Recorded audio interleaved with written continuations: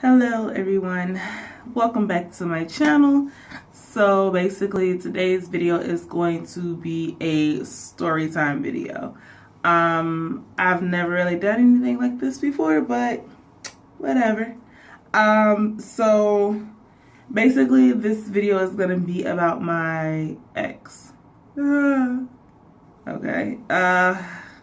So just really quick before I get started, I am rocking a purple lip in honor of Prince because he was so loved by so many, and what he stood for was just amazing. That is the lip color that I have.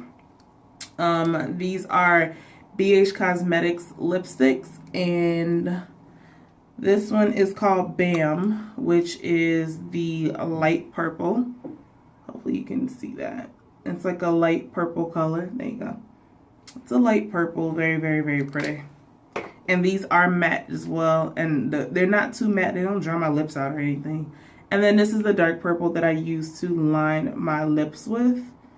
I know it's coming across like very dark on screen, but yeah. I use this just to kind of line my lips, and then I just put the lighter color in the center, and here you go. Like I said, this video is going to be about my ex. I have no contact with him. I have not had contact with him in 5 years. About 4.5 years, or about 3.5, 4 years. I'll explain as I get into it. So essentially, I met him through a friend who at the time was dating his cousin. And me and a couple of friends, we went to hang out, and he was like, you know, I think my cousin will really like you. All that jazz. So we met, we clicked, we had a lot in common. You know, we got along really well. And everything seemed fine. You know, we started dating and everything. He came and he met my mom, my grandmother, my aunts, and everything seemed fine. The issue first arose when he went away to go to school in a different part of Illinois. I was living in Illinois at the time, and we didn't have as much contact as we used to, so that kind of started like a little issue, but you know, we tried our best to work through it. It first started in July. We went to he took me to a concert that day, and it was amazing. And we had like a really good time. It was the summertime. We were, you know, we were just doing our thing, and we had a lot of fun that day. And later that day, I was ready to leave at that point from the concert. So we went to his house and we hung out and all that good stuff. And everything was going good. And then he decided he wanted sex. So I told him no. We were outside. It was 3 o'clock in the morning, and I said no, because as a woman, I have a right to say no. So he didn't like that answer. He became very aggressive. He put it this way: I ended up leaving his house. It was about 3, almost 4 o'clock in the morning, and my clothes were ripped, and I had bite marks. He had pulled out some of my hair, and he had called me every name in the book. So at this point, I was extremely upset. I was crying. It was just really bad. And to this day, I remember, because the bus stop wasn't far from his house. So I remember going to the bus stop, and I remember sitting on the curb and just pouring down crying. And I really don't remember too much from there. I don't remember getting on a bus. I don't remember getting home. I don't remember really anything from that moment. I was just really upset, and I was so hurt that he had done that. And oh, it was bad. Like I said, I don't remember too much from that day afterwards. I pretty much slept for about 3 days. And this time I did not talk to him. I did not go to the police. I should have, but I didn't. I didn't tell anyone until a while later. The only person that knew was a friend of mine. So, yeah. So time went on. About 2 weeks later or something like that, he did contact me and he said, "Oh, we need to talk." And honestly, I'm gonna say it actually was longer than that. It was about a month later, because I remember it wasn't long before my birthday. So yeah. He said, "Oh, we need to talk." Yeah. So I met up with him, and I told him I will only meet him like in public. We will not be going like, you know, in his room to talk or anything like that. And at that particular day, his family was having like a get together at his house. So I went, and at the time I had met his mother and who did I meet? I met his sisters and I think like his aunts and stuff. So I kind of knew them already, but they didn't know what had happened. So I went there, and he was like, "Oh, let's go in my room and talk." And I'm like, "No, let's stay right here." And I kind of, that kind of pissed him off. But I did what I felt was right. And he walked me to the bus stop, which was like a block from his house. It was like on a main road. So I felt, safe on that sense. And he was like, because he asked me if I forgave him, and I told him no. And it was just like, I told him, "How can I?" And that, of course, made him mad. And he was just like, "Well, I don't think we should be together." And I said, "Okay." I didn't fight him. I didn't argue. I didn't cry. I said, "Okay," because I was so hurt and so upset, So I got on the bus and I left and I went home. And by the time I got home, I cried. And I was just like, it's officially over. It's officially done. All this good stuff, So time went on. And like I said, I didn't have any contact with him. I completely left him alone. I didn't talk to even like the mutual friends that we had. I didn't talk to them anymore. I completely just kind of secluded myself and stayed to myself and tried to heal the best way that I could on my own. And it was hard. It was depressing, but I knew that I had to get through it. I had to make it through it. And, I did over time. It did take a while, but I did. So fast forward a year later. So I'm feeling, I'm okay about the situation. I'm moving on with my life. And I will never forget, it was the scariest thing. The way that my old apartment was, my bed was, if this is the wall, my bed was here. Why am I doing this the opposite way? So if this is the wall, this is my bed. And because my door was like right here, but my bed was here against this wall in this little corner, and there was a window there. And it was in the summertime. It was actually 1 year to the date, as in July 2nd of when the first incident happened between me and him. And I slept with a fan in my window, but I felt that was secure because where I used to live, it was a big iron gate, like 6-7 feet tall outside.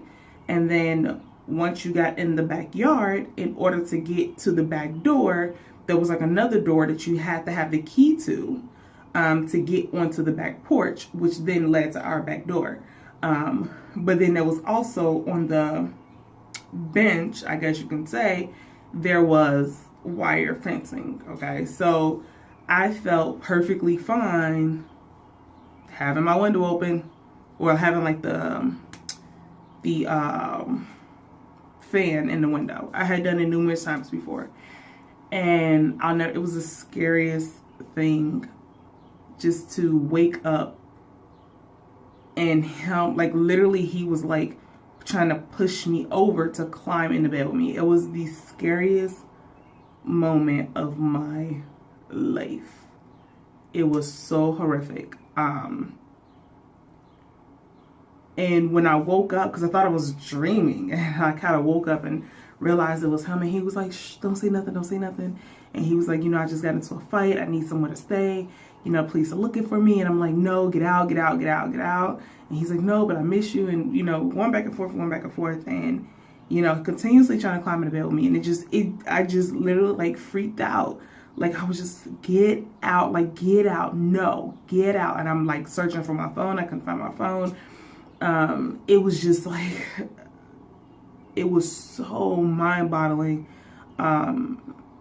Just the fact, not even the fact that he did it, but just the fact that someone could do that he found a way to get in to a place that I called home at the time. And it was just like, wow, like that sense of privacy, and that goes out the window, regardless if it's an ex or a stranger. That goes out the window the moment somebody breaks in your apartment or your house.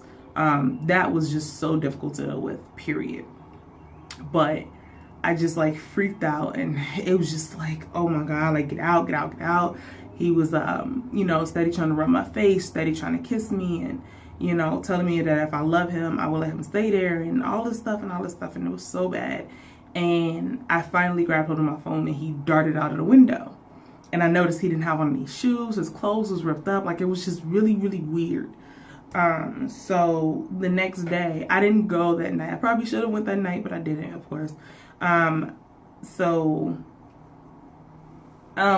next day, I went to the police station, and I filed a police report against him. And I told them that I wanted a order of protection. And I told them about the first incident. And of course, their first question was, why didn't you report it the first time? And honestly, there is no reason why I should not have reported that. I think a lot of women don't report it. And not only in fear of retaliation, but also just in that mind frame of just being scared and upset and traumatized, that you don't realize that helps to have that stuff on record, okay? It does. So I told them about the first situation. I told them what happened. I explained to them everything. I told them all the information that I knew about him. First, last name, where he lived, where his family members lived, what area did he hang out in, all this stuff. And they said that they would serve him with the paperwork, but I would still have to go to court. So mind you, this happened in July. From July until November, I went back and forth to court, calling out of work to go to court, maybe once every 2 weeks, from July to November, okay?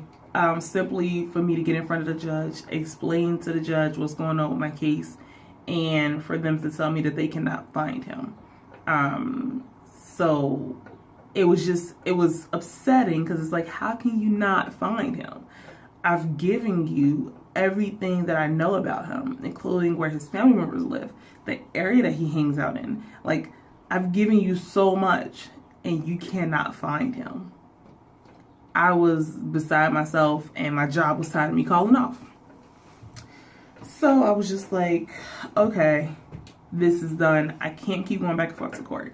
So apparently they sent papers out. They sent sheriffs to the addresses that I gave them, and they still cannot find this man. And it was very disheartening. They did grant me a temporary order of protection, basically until it was good until my next court date. So every time I had a court date, they would reissue me another one, and then reissue me another one, and another one, and another one, and another one.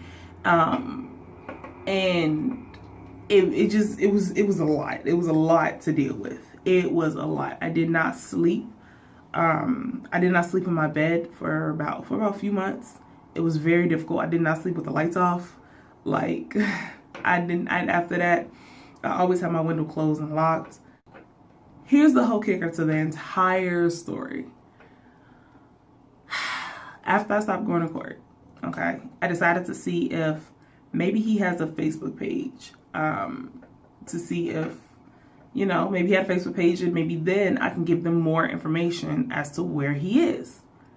So I get the Google searching and all this stuff, and come to find out,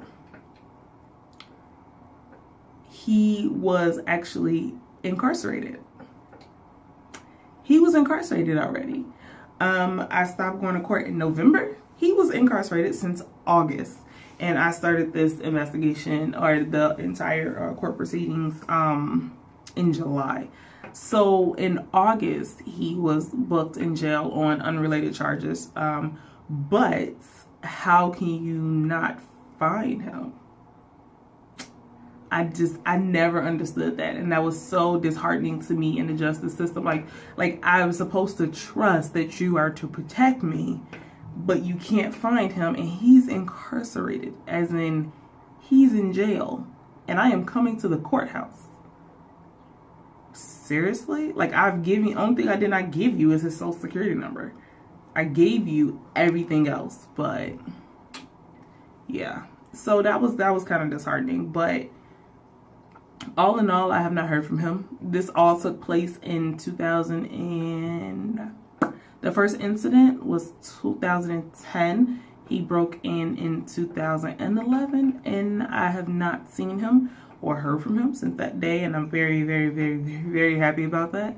But basically, the point of me telling this story is, if you're in a situation that you are unhappy with, especially if it becomes abusive in more than one way, not just physically, because it's not physical, just, you know, abuse is not just physical. Abuse can be mental, it can be sexual, it can be tons of things.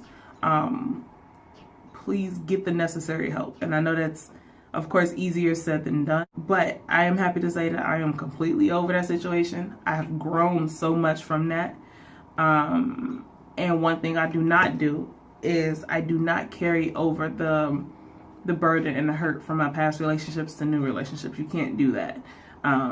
Because at the end of the day, they're two different people. But other than that, it's just, you know, don't carry over that hurt and that pain, because you know what? Carrying that baggage, that does nothing but weigh you down. It does nothing but weigh you down. And that goes for relationships with, you know, with the opposite sex, same sex, with family, with friends, the whole nine. Just don't, I know, like, again, I know it's easier said than done, but sometimes you just gotta shake it off. Shake it off. You gotta shake it off. It's like I said, it's difficult to do, but especially as women, we can do it. We can do a lot more than what we think we can. And we let society and people tell us what we can and what we cannot do. And we let society tell us how strong a woman should be and how strong a woman is. And you know what? We're so strong it cannot be put into words.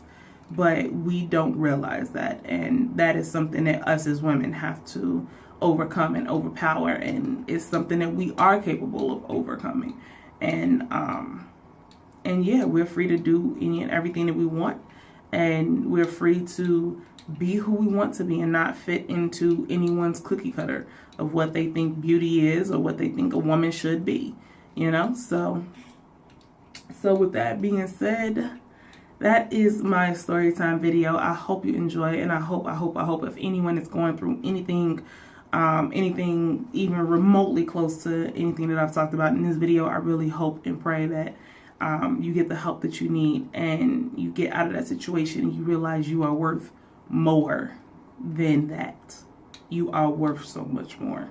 And that happiness does not mean being in a relationship with someone. Happiness is pure happiness. And when you're happy, you'll know it. Trust me, you'll know it.